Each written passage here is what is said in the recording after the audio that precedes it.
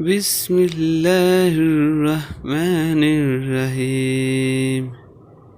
صحیح بخاری شریف۔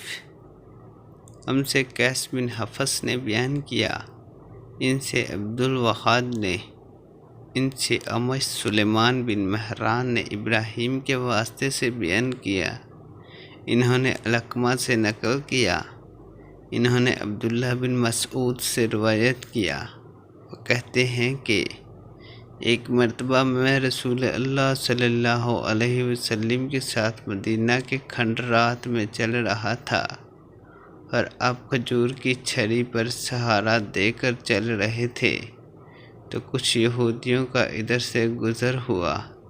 ان میں سے ایک نے دوسرے سے کہا کہ آپ سے روح کے بارے میں کچھ پوچھوں؟ ان میں سے کسی نے کہا مت پوچھو، ایسا نہ ہو کہ وہ کوئی ایسی بات کہہ دیں جو تمہیں ناگوار ہو۔ مگر ان میں سے بعض نے کہا کہ ہم ضرور پوچھیں گے۔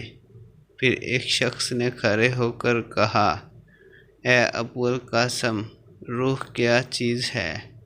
آپ صلی اللہ علیہ وسلم نے خاموشی اختیار فرمائی۔ میں نے دل میں کہا کہ آپ پر وحی آ رہی ہے، اس لیے میں کھڑا ہو گیا۔ جب آپ صلی اللہ علیہ وسلم سے وہ کیفیت دور ہو گئی تو آپ صلی اللہ علیہ وسلم نے قرآن کی یہ آیت جو اس وقت نازل ہوئی تھی تلاوت فرمائی۔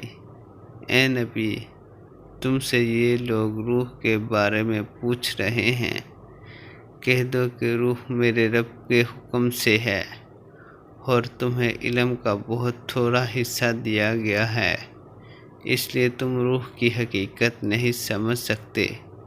امش کہتے ہیں کہ ہماری قرآت میں وما اوتوا ہے، وما اوتیتم نہیں۔